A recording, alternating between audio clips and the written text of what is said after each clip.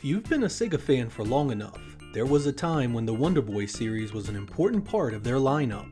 In fact, during the 8 and 16-bit eras, Wonder Boy would be a part of some pretty great platformers and adventure games in the arcade and on Sega's home consoles.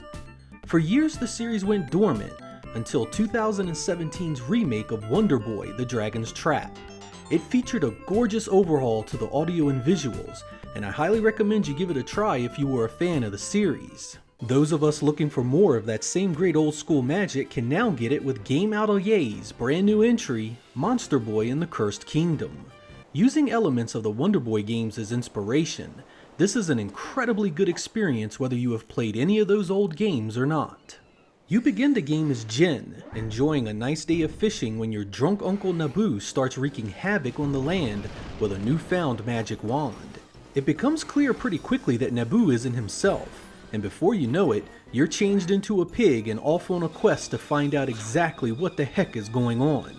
The audio and visual presentation here is absolutely top-notch.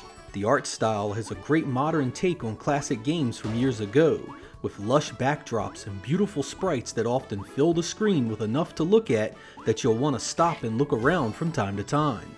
The animation is silky smooth as well, with even the smallest characters and set pieces sporting levels that blow away most 2D games even today. There's also a great amount of variety in what you're seeing. You'll start in a gorgeous tropical setting, but are quickly shoved into locations like a sewer and forest pretty quickly. The soundtrack fits all these areas like a glove, with bright and happy areas being reflected in what you hear, and dark and dank areas sounding more serious. Some of this stuff is so good, a number of the tracks made its way onto my phone already.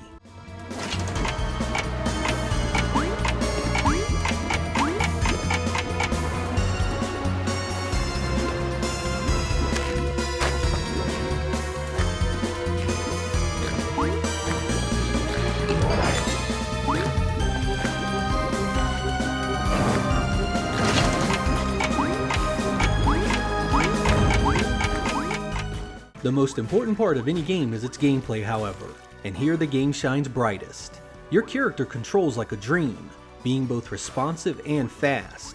Attacks come out when you want them, jumps are nailed when you expect them, and access to the game's many magical spells are fast and easy to get to. Cursed Kingdom here isn't a straight platformer though, with it being comprised of many adventure elements as well. You'll find new magics, new power-ups, and more items the more you explore, and you can return to areas you've already played through. And you'll need to, because much of the game world is puzzle-like in its layout, and you'll easily miss the game's hidden areas the first time through. The deeper you play, the more powerful you become, with more abilities to exploit. You also get more animal forms as you play, with each animal having a special ability or two to help you along the way. The game has a great challenge level as well. Most of the boss fights are just cinematic fodder that don't present much danger, but the puzzle elements can be brutal in the later sections of the game. There can be long stretches between save points, and you'll need to repeat these a few times to figure out what to do. The game is so well paced though, this never becomes overbearing or game breaking.